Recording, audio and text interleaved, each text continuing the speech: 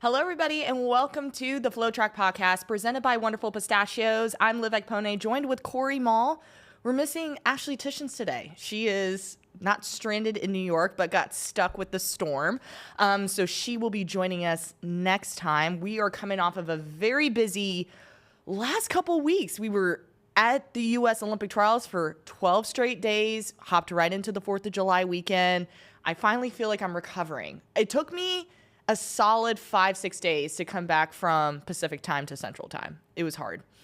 Yeah, I was coming off a sinus issue as well, so that took me a little bit longer. But as far as a time adjustment, I think it took me maybe 2 or 3, but I am sleeping a little longer. Yes. Here, for sure. Yeah, I agree with you. I've been taking lots of naps, which I think has been helping me to get back on track with everything. But needless to say, lots of things went down over the last couple days. As we mentioned, the U.S. Olympic trials occurred. We had 2 world records that fell. So we're going to be talking all about Olympics. And let's go ahead and dive in to the 2 world records that we saw at the Diamond League in Paris. You had Yaroslavia Mahuche, who cleared 2.10 meters in the high jump over the weekend. The previous world record was 2:09.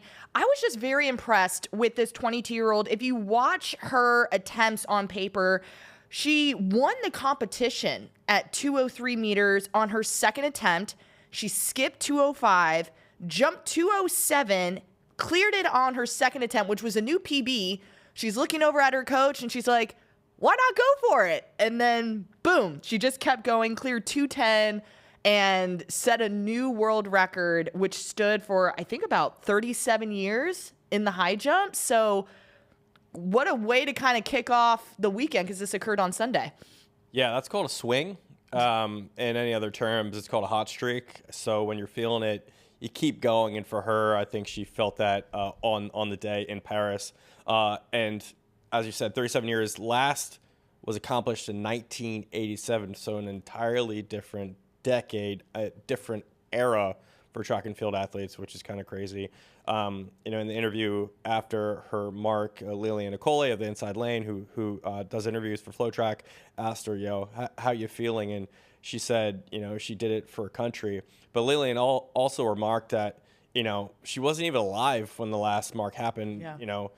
She just, I think that's what's so cool about it is that is all aside, and she was able to go after. But if you look at her progression over her career, this was a huge move. Mm-hmm. Her PR was 2:06 from 2021 at the Olympics when she pretty much came on the scene. And in ensuing years, she's sort of had to maintain or try to control that height, get back up to it. She was 2:03 this past year before going to 2:10 on Sunday. That's a huge swing. That's momentum, and it's like those kind of magic in a bottle moments. I think you have to really move on. Now, will we see 2:10 again at the Olympics? I don't know, but kudos to her for getting it done here. Yeah, absolutely. And I like how you mentioned in the post-race interview, she wanted to jump and win every single competition, and she did it, as you mentioned, for Ukraine, and she felt happy after the World Indoor Championships, and she was like, I did it for them. So the fact that she had that internal gratification to just be able to be like, I'm doing this for my country, and like you said, she was on that momentum, and she just kept going, and sure enough, clearing 2:10. That is ridiculous. And we haven't seen anything like that since then. Yeah. So I'm curious about, as we approach the Olympics, where is that next mark going to be? I think she is clearly the favorite going to the Olympics now with that kind of mark. But at the World Indoor Championship, she actually didn't win. She went 197 meters to finish second. She won World Indoors the previous year in 2022, actually. She won World Indoors. But she's coming off basically a loss there, so I think she felt maybe a little bit of redemption there. She's been at all these world championship level major meets since the Olympics in 2021, so she's not new to the scene. She's not afraid of the stage, and I think at the Olympics, everyone's going to be looking at her. Yeah, I agree. Okay, so less than an hour later, Yaroslavia, who broke the high jump record, we had Faith Kipyegon, who stepped on the track for the 1,500 meters, and former world record was 3:49.11. We were kind of like, where's Faith Kipyegon? She mentioned in the post-race interview that she was battling through an injury, so she hasn't run much this season. But when we rewind back to the Kenyan trial, she felt like she could really put something fast. She went 3:53 in the 1500, 14:46 in the 5K. So she knew she was able to do something fast. Here she is in Paris at the Diamond League and just drops a 3:49.04 to set a new world record. So I feel like Faith is just in a whole nother form right now, especially when you say you're coming off of an injury. Her daughter keeps her going. But here, another fast remark going into the Paris Olympics. I don't know how much of an injury it was if she went 3:53 at the national trials. I mean, she was on the mark there, and she broke her own world record, which she set last year in Italy with that 3:49.11, as you mentioned. I think, she's clearly at the peak of her form. She's 30 years old, and since 2021, really those times have been dropping for her. 3:51 in 21, 3:50 in 2022, 3:49.11 last year, 3:49.04. I think this is her peak, and you're really going to get a great women's 1500 meter race at the Olympics as they make their way to that final with her kind of on the mark there. When she broke it last year, the previous world record was 3:50.07. That has stood for 8 years. She was the first one to go under 3:50 overall. And now I think it's a mark that women can shoot for. Yeah. At the highest level. Yeah, exactly. Yeah, I just remember at the U.S. Olympic trials, with the women's field, they were talking about, hey, like going under 4 was kind of that mark. Breaking 4 was the mark. And then all of a sudden, Nikki Hiltz goes 3:55, and you're just like, oh my goodness gracious, that's a new mark. And then you see Faith Kipyegon go sub 3:50, which is absolutely ridiculous. But I want to also give a huge shout out to Jessica Hull of Australia, the former Oregon Duck. She ran the 5th fastest time ever recorded at this distance. She finished 2nd, right behind Faith Kipyegon. She went 3:50.83 and destroyed her personal best by more than 5 seconds. Yeah. So setting a new Aussie record, personal best. Again, these performances are just getting quicker and quicker by the minute. Aussie. All day. All right, so let's move on. Those were the 2 world records that we saw this weekend, but kind of leading into the weekend was something that dropped, the Sprint series on Netflix. Yeah. That's been the talk of the talk. I feel like it's all over my social media. Of course, the track sickos are all in for it, but Corey, I know, has Netflix. I personally don't, so I've just been like, I've been kind of hearing mixed stories. I have the stories from the track sickos, and then I have the stories from the people who don't really watch track. So I'm curious, from your perspective, what were your overall thoughts of the Sprint series? You're kind of calling yourself out by saying you don't have Netflix. I don't, and I'm like, for me, it's like I don't even know if I want to sign up for Netflix to just watch this. You don't want to watch Sprint? I'm a Hulu kind of gal. Oh my God. All right. Just went on my phone to check. Sprint is still top 10 right now for the series right now. It's been on there since July 2nd, so that should tell you a lot about Netflix. Everything changes within 24 hours. So, everything's so cyclical on Netflix, and things, enter the top 10, drop on the top 10. So the fact that it's still there, I think, says something about the series. I watched it all. I think it's a great conceit. It obviously promotes our sport from an entertainment value. We don't have a lot of these options to choose from in terms of even just docuseries. A lot of it tends to be, I think, criticisms or scandals that is like storytelling narrative on the track level. If you look at any of the documentaries that are done about track, what do they usually tell? It's about scandal. It's about some kind of issue that happened. So I'm glad that this is more about promoting the athletes that are currently on the track and giving light to their names. 2 athletes per episode to begin this series, introducing each character. For the first 4 episodes, we're learning new people each time. Noah Lyles, Sha'Carri Richardson, Sharika Jackson, Zarnell Hughes, Marcel Jacobs, Elaine Thomas Hurrah, Shelly-Ann Price, Gabby Thomas. We're learning all these names. And then the last 2 episodes, we're going through the World Championships in 2023, figuring out what happened.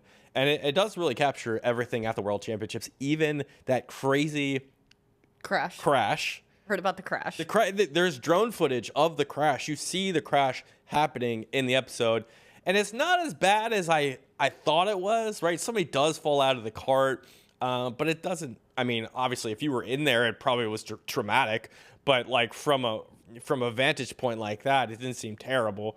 But I think there are some really, really strong moments in Sprint. Marcel Jacobs with his family early on. I think you get a sense of his family life and what he was dealing with as he was going through injury. Dennis Mitchell spending time with his daughter, I think, was really, really nice because we don't often see coaches outside of the zone of athlete coaching, right? So him with his daughter, you could really sense like he wants his daughter to become something. I love that. Elaine Thompson-Herah not qualifying at the Jamaican trials, having to walk off and say, I have to be back there another time. And she didn't make the Olympics this year either. So that's kind of a moment that you remember. And we still hope that she gets back there again, but it's kind of tough to see. Zarnell Hughes telling us that Britain didn't accept him at first when he became an athlete with the UK. He has, he grew up in another country that had British ties, right? It was still British, but it was another country, so they didn't accept him at first. Fred Curley, episode 5. I think episode 5 was the strongest of all 6. We saw Fred for just a mere moment, maybe 15 minutes, but he stays with you. That man is interesting. I would spend a whole series with Fred Curley. That man, I just want to know more about him. And even though he didn't win, I think there's even more engagement you could bring out of that. So I thought that was great. There were also moments in the series that I think they missed. Right? There's all these positives, but there are some issues at it where they could have done a little bit better. They breezed through the U.S. championships when Lyles, who is the star of the series, lost and finished 3rd overall. They just glossed over that entirely. They didn't really talk about the cyclical nature of track and field. Each year something new changes. New athletes come into the world basically, and they challenge the top guys. I mean, that's what track is. And you even see Letziel Tobago, Oblique Seville in the last couple of episodes performing well. And I wish they would have talked a little bit more about that. And then just more Sha'Carri Richardson in general. She was a little, I think, guarded in the series. I mean, we saw her, right, interact with her coach and compete. But that's pretty much the extent of what we saw Sha'Carri. I wish we would see a little bit more from her and she lets people in. You remember last year at the World Championships where, she was on the podium and she was kind of going at the media a little bit. She's like, she's getting questions and she's a little guarded and she's like, thank you for asking me that question. You didn't need to say that. Do you remember? Yes. Yeah. You're bringing back that memory. Yeah. They go into basically sort of that's her mentality, I think, in a way. She's guarded against the media, and maybe that's just born from where she grew up or how she grew up, but that's kind of a mark on her that she has gotten over and she's gotten past, right?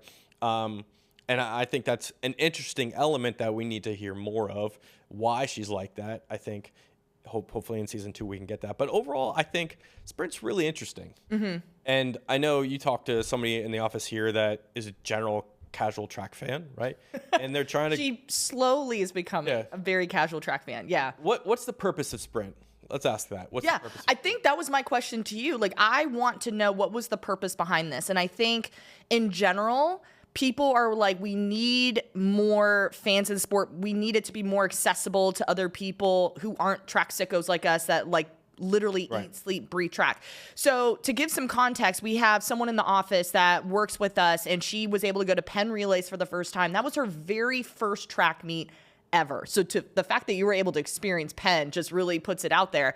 And she fell in love with the steeplechase. She's like very intrigued by it. So here and there, I'll see her in the office and I'll show her some like funny track videos. She gets engaged. And like literally yesterday, she comes through and she's like, I'm watching the Sprint series. And I was like, oh, this is great because I never mentioned it to her.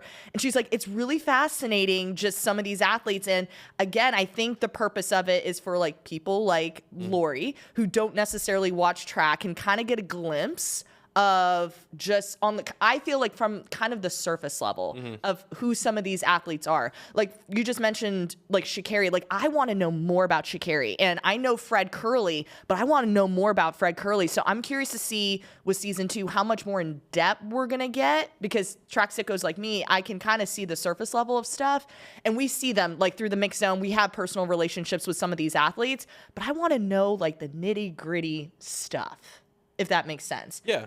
They just have to be vulnerable. Yeah. Vulnerability is what you want from documentarian storytelling, right? Because we are seeing things that we don't already see for ourselves on the track. And I think, we got glimpses of that.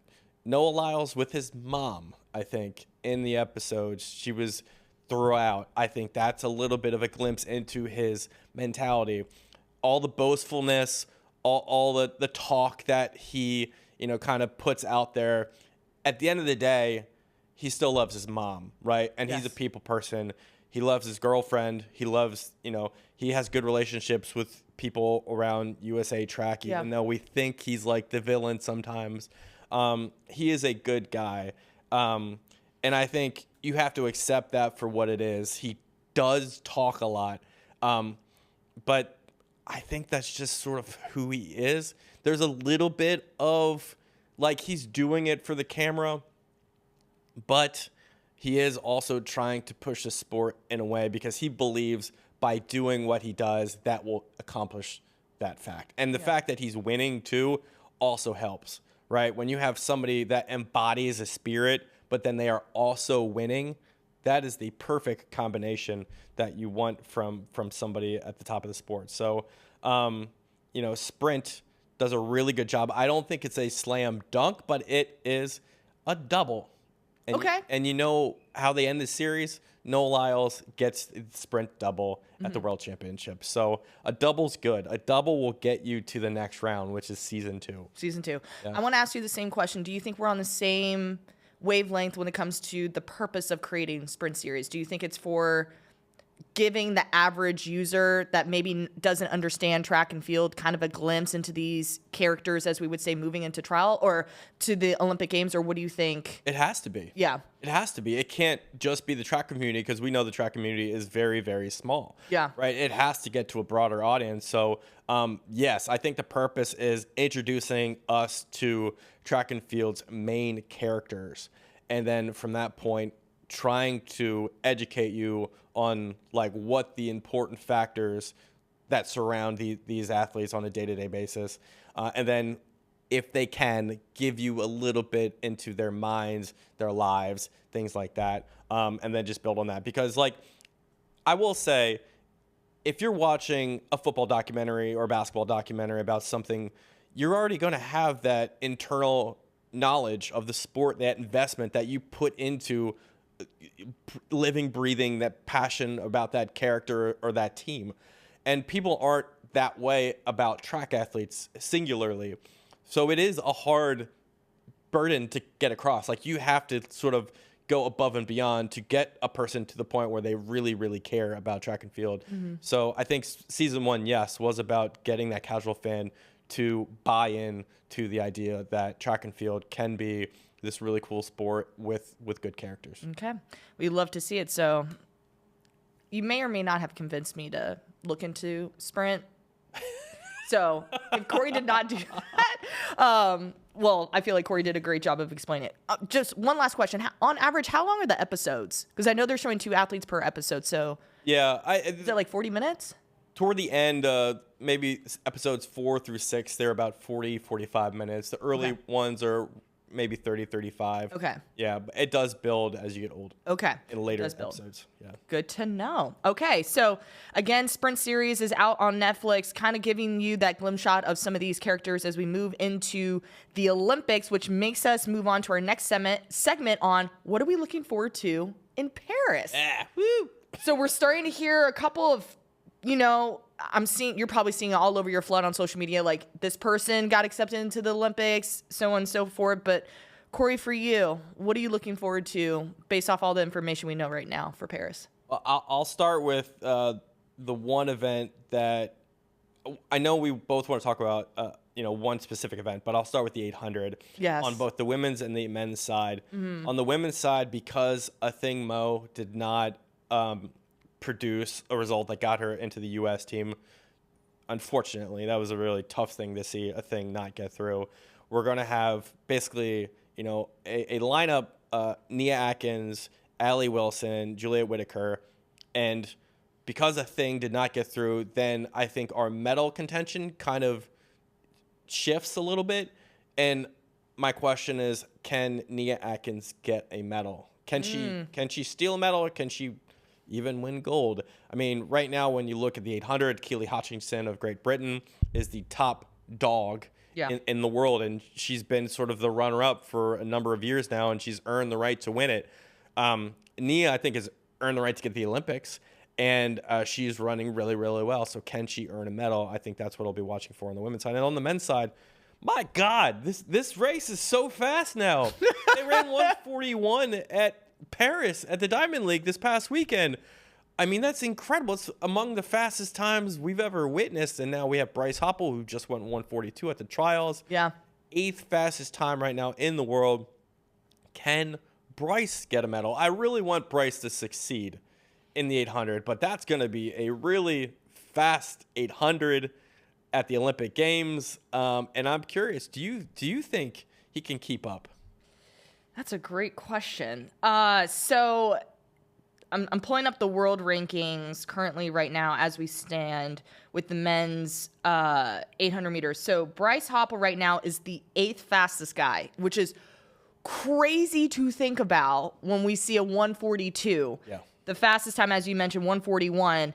And there are a couple guys that trickle in between there. I want Bryce to get a medal. I really do, but it's going to take some serious...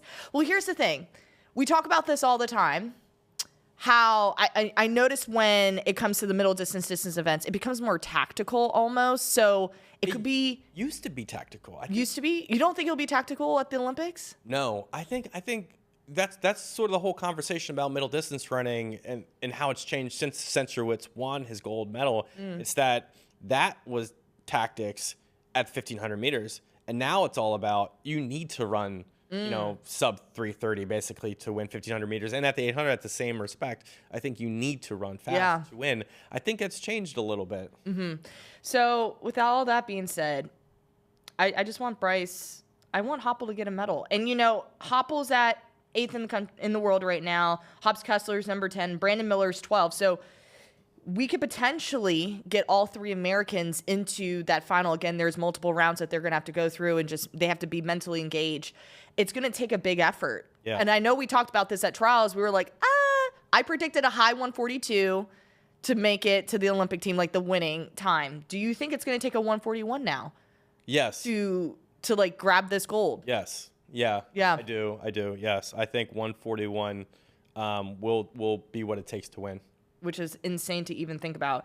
Now, I want to piggyback on the women's 800 meters. I want to answer your question about Nia. Nia right now is the 4th fastest woman in the world. You have Keely Hodgkinson, who I saw her compete at the Continental Tour just on Sunday, and that girl ran a 157 easily, was straight cruising.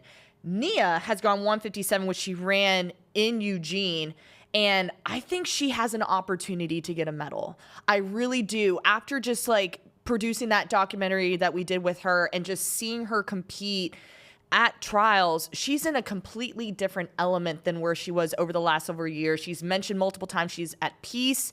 She's excited. She's just putting in the work, and that's all you can do. But she's going to have to face athletes like Mary Mora, Prudence, who's from South Africa, who went 157. So there's only 3 other women in front of Nia. And you're also going to have Jemmy Reekie, who's another athlete from Great Britain who's done extraordinarily well. So I'm going to say yes to Nia getting on the podium. Okay. That's my early take right now, just based off what I've been seeing. Are there any other athletes that you're excited to see in Paris? Well, didn't you want to talk about the 1500 meters here? Yes, we can. Yeah. I feel like the men's 15, after seeing Cole Hawker grab that title, it just gets me a little bit more excited because honestly, I didn't have him as like the three men, right? Like you have Jakob Ingebrigtsen, Yard Naguse, and Josh Kerr. Those were my three guys. I was like, okay, those are our medalists. But after what we saw from Cole a couple weeks ago, I'm like, okay, now there's four men that I feel like could really sneak in there. But there's only three opportunities to get a medal. Yeah. I think I always believed in Cole Hawker. He kind of snuck under the radar a little bit, but he shouldn't have because he's a guy who's always been capable. Yar's been in really big races, which speaks to his ability to lock in when he needs to. But I think the question I need answered is how Jakob Ingebrigtsen is going to, I think, fare in this third test. He's lost to Whiteman. He's lost to Kerr. Will he lose again? And I think a loss would really, personally, hurt his reputation a little bit because I think you can get away with the first one. The second one was a really good tactical race. But the man, I think, is the most popular athlete in track and field on the distance side at the least. And I think he needs to win this to kind of solidify his reputation and continue going on that line. I could not agree with you more. Like, Jakob Ingebrigtsen talks a really big game. And we all know that. Like, this guy, just put a mic in front of him, he's going to give you all the quotes in the world, right? But it's something to have all the talk, but you need to back it up too, right? And so I feel like this is the time where we need Jakob Ingebrigtsen to not just medal. Like, we know he can do that. We need him to get gold, essentially. We got to back it up now. So, like I said, I didn't have Cole Hawker. I feel like Yard has just been the top American that a lot of us have been discussing as he's kind of that face for that 1,500 and that mile distance. But, yeah, I think Cole Hawker has an opportunity to sneak in there. Yeah, I think when I look at him compared to Yard, I think he has a little bit more speed that he can throw at a race late. Now, will he be in the race when a big move gets made? Yard has more ability to sort of, I think, attach himself and respond to moves maybe, but I think Cole has more outright speed. I think if he puts himself in the right position, Cole can certainly be in the conversation. Yeah. Yard Naguse has those longer strides. Not much of the quick turnover. Cole Hawker, like, when you watch the Olympic trials finals, you just see the turnover that Cole Hawker has, and that's that foot speed that you're alluding to. And Yard Naguse just has those long strides, so he's able to cover more ground, just not as quickly. I say that very, very loosely here. But, yeah, if it's a foot race, I feel like Cole Hawker is going to overtake Yard Naguse in that 1,500 meters. So lots of great things to look forward to. One other athlete, I know we had a chance to connect with Quincy Wilson and also Coach Joe Lee. They have not officially announced the team release for Team USA. I want to preface that first. We're waiting for the official team roster to come out, but we knew in Eugene, Quincy Wilson got the call that he was selected to be part of the relay pool. And I think this is a great opportunity. He is 16 years old, becomes the youngest Olympian for Team USA in the track and field space. And I think what helps to his advantage is he can be used in two different ways. He could be on that mixed relay, and he could also be on that 4x4. So regardless of what relay... Where are you thinking they're going to put him? Personally, I think they're going to probably put him on the mixed relay. Yeah. That's where I feel it's the up-and-coming event. I feel like the 4x4, there's a lot at stake there. So I can see Quincy leading off, maybe being in the middle somewhere for the mixed relay. But regardless, a medal is a medal. So I can see him being a contributor, and he's literally going to be the face of track and field in the up-and-coming years. He is... Yeah. People are starting to know who he is. It's really funny. Ashley and I have been kind of like watching his Instagram followers increase. I think right when we left Eugene, he was probably at like 10K or somewhere, and now he's at like 166K, which is wild to even think about. But this kid, everyone is rooting for Quincy Wilson. I know we talked about this with him when we were in Eugene. Like, I don't think he has any haters out there. Like, everyone is team Quincy. So I'm all for it. 100%. I do think so. I agree on the mixed relay. Mixed relay first round is on the second day of the Olympics. On the third day, they have the mixed relay final. If Quincy throws down a 43 in the mixed relay final, I think you do have to maybe have the conversation of putting him on the men's 4x4, but only and only if he throws down something absolutely bonkers. Yeah. Bonkers. Yeah. If he's running 44.3, which he's capable of, he did that at the Penn Relays this year. That's another conversation. I think all the men can do that right now. But if he throws down a 43.7 or 43 whatever, like, all right, let's have that conversation. Yeah. Let's have that conversation for end of the meet. I hate to say, like, there's a space where he has to prove himself, but he kind of does. Like you mentioned, he has to probably go sub 44 seconds to be considered into the general 4x4. Yeah. Not to add any more pressure, but the fact that you're even there and you could say you're an Olympian, that is freaking awesome. Yeah. But for him to be considered for the actual 4x4 pool, he's going to have to drop something really wild. So I know he's going to be training and gearing towards that. So we are just, again, Team Quincy over here rooting for him. So speaking more of Olympic trials, there have been positive posts out there, and there have also been some things that there are a lot of question marks. We're going to move into a segment where these are some athletes that we personally feel have showcased their talents and have not necessarily been selected to make their respected Olympic team. We've been hearing reports about the Olympic snubs across federations in Great Britain. They do have a selection process, and even just based off the world rankings quota and finishing within the required placements at their national championships, we have the 3K steeplechase athlete Phil Norman. You have Amelia Campbell, who's a shot putter, and discus thrower Jade Lally, who are among 5 but not selected despite having the World Athletics quota.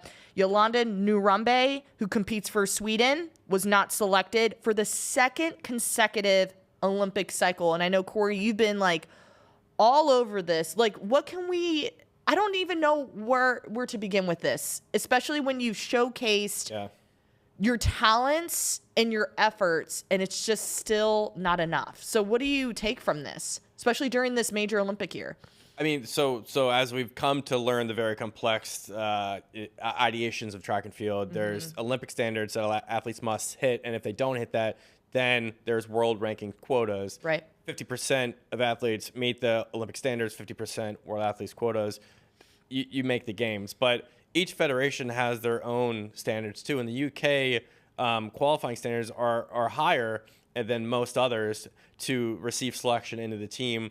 And their quota basically is we want to gauge you based on if you can make a final. Yes. Top 8 final. Yes. And that's a really high burden. I'm sorry.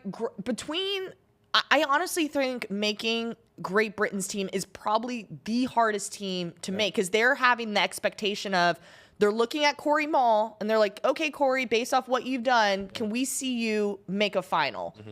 And it doesn't matter like the time. It doesn't matter how well the season has been. If Corey Mall's name does not match with him potentially being the top 8 in the world, then you might not be in a great spot going into it, which is so much more pressure.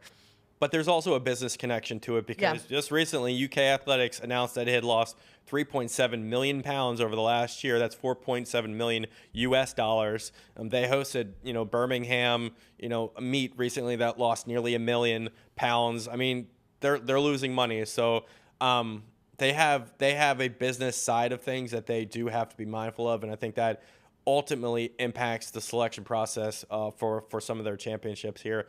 But it doesn't make it any easier for guys like Phil Norman, who won the 3K steeplechase at the British Championships. He was within the UK standard by 15 hundredths of a second. He broke a record in Britain that has stood for 30 years. He also ran at the Tokyo Olympics, and the man didn't get selected to be on the team. That is absolutely outrageous. I mean, and you saw it over the World Indoor Cycle when they had a couple athletes that were not selected to compete there that should have. some of these athletes are considering retirement Yeah. rather than stay in the sport. That's how bad it's become. It's really sad. It's really heartbreaking to hear, especially from that perspective of like, I'm thinking about retiring, hanging up my spikes, hanging up whatever, because of how the selection process is, how the federations are treating these athletes. Like, it should be, I want to retire because one, my body's not allowing me to do it, or two, I just did not fall in love with the sport and can't move forward. Not because of the simple fact that this is out of my control and there's no reason to continue. Yeah, and you talked about Narambe of Sweden. This is the second straight cycle for her that she has not been selected by Sweden, even though she has the world rankings quota. Only 3 athletes in Sweden, track athletes, are going to be featured in Paris, a team of 22 overall. So she is a product of numbers there. That does not help. She trains in the U.S. with the Atlanta Track Club. She's done pretty much all she can. 4:05 personal best for 1,500 meters, but she needed to run 4:03 essentially to get in, and she didn't do that. So that's a bad beat in poker. That's a gut punch. Yeah. Right? Because you've earned the right to get the tattoo on your skin, and somebody's telling you that, by virtue of our decision-making process, we're not going to let you in.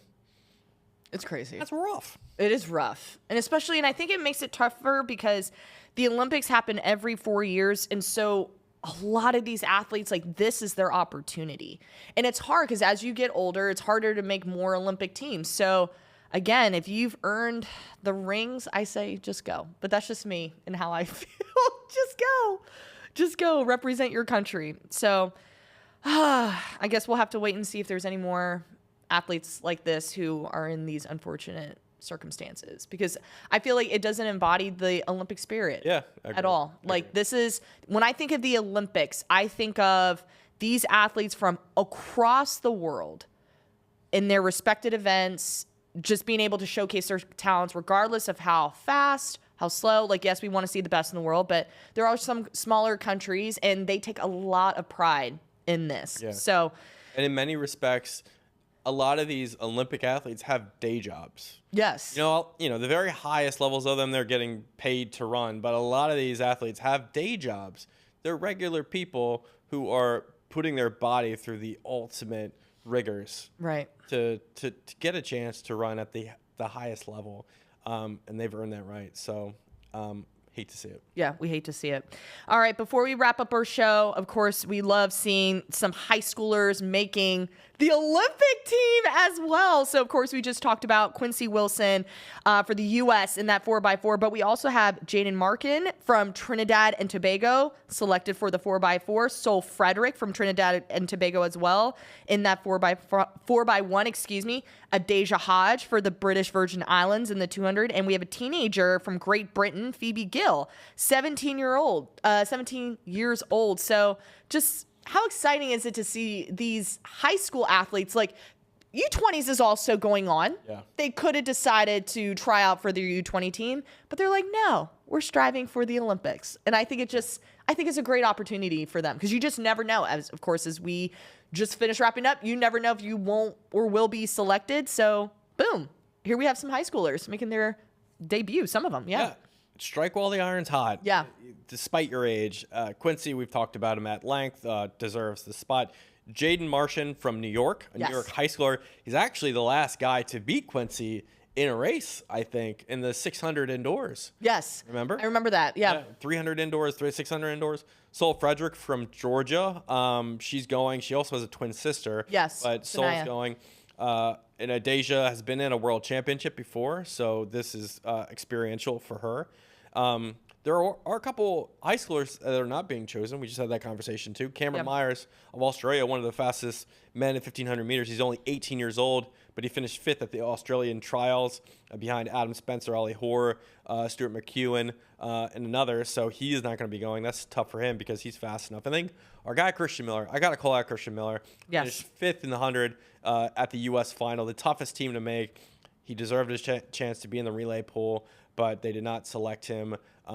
Kind of basing that around the fact that he did not have enough experience in a world relay situation or, in a big meet. And I mean, what are you going to do? Like, he's in high school still. He didn't turn pro. Like, right.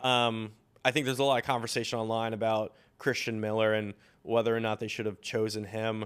Bianca Knight, who's part of a world record 4x1 on the women's side, said basically track and field is a meritocracy, and they want to put the best people in line to earn a medal, and they're not going to basically risk that. He hasn't had enough high-level experience, so it's blunt.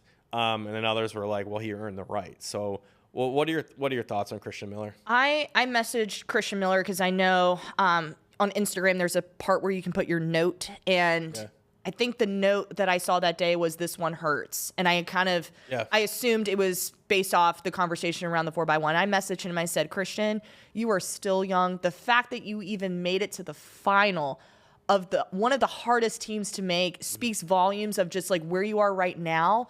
Use this to fuel yourself for the next. We have world championships next year. Next 4 years, make your next Olympic team. Like, you are just getting started. This is just the beginning. And I don't know if he appreciated it or not, but I just kind of came out of left field with it. But I really respect Christian Miller, and I think he has an opportunity to really soar in this sport, and he could be one of the best athletes in the future to come. So I am honestly not too worried. I understand, and we talked about this multiple times, how political it is. And as you mentioned, they want to have the best 4x1 team to grab a medal.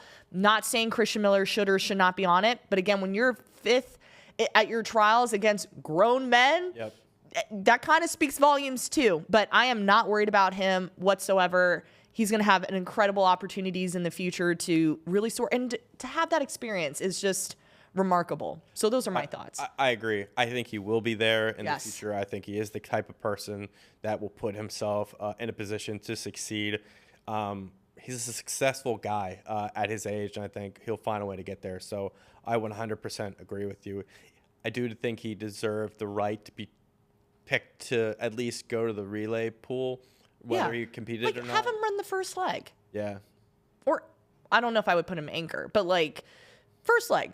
Pop it off. Yeah. All you have to do, you have one job, and that's to make sure the baton just gets passed off. Like, you don't have to put him in the middle. There's a lot that happens in, the second and third. It's receiving and handing off. But, I agree. I agree there too. Yeah. But I'm also like, you know what? You're 18, 17 years old. Gosh, you're still young. Yeah. Yeah. And then as for the other high schoolers too, I mean, they're going to have opportunities to at least run, I think, one time. I mean, for Marshawn and Frederick, I don't know where Trinidad and Tobago I don't know either. stand in those respective disciplines, but at least they might get a shot to just be in Paris. Yes. Right?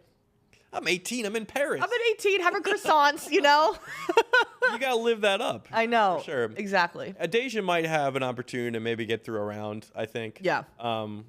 So I think she's got more opportunity there, but yeah, I'm happy for the high schoolers. Yeah, I'm happy for them too. So once again, high schoolers are about to take over Paris as well. We're looking forward to seeing all the athletes compete too.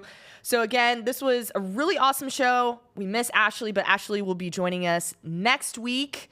We'll be back next week for our scheduled FloTrack podcast presented by Wonderful Pistachios. Thank you guys so much for joining us, and we'll see you again soon.